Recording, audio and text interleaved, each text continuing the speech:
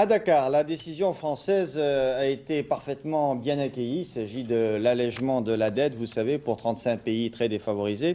Les Canadiens en particulier, qui avaient eux-mêmes, il y a 2 ans, annulé la dette de plusieurs pays, parmi les plus défavorisés aussi, se félicitent et comptent même aller plus loin au cours du sommet de Paris en juillet prochain et faire bénéficier d'une annulation de dette pour des pays tels que le Brésil ou le Mexique. Les sommets francophones ne se limitent donc plus à une défense et illustration de la langue française.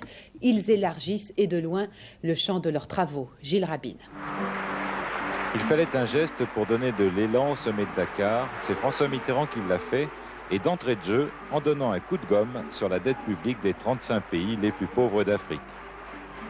Un beau geste, commente-t-on ici, mais dont les retombées financières auront peu d'impact sur le sous-développement de ces 35 pays. 16 milliards de francs annulés, cela ne représente en effet qu'un peu plus du 10e de la dette globale de l'Afrique. Le cadeau n'est pas financier, il est politique. Difficile dorénavant pour les autres pays riches créanciers de l'Afrique de faire moins que la France. Difficile aussi, en particulier pour les Américains, de refuser de se poser enfin les vraies questions.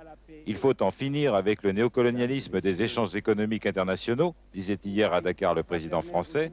Il faut en finir avec un ordre international injuste, avait dit avant lui Brian Mulroney, le Premier ministre canadien.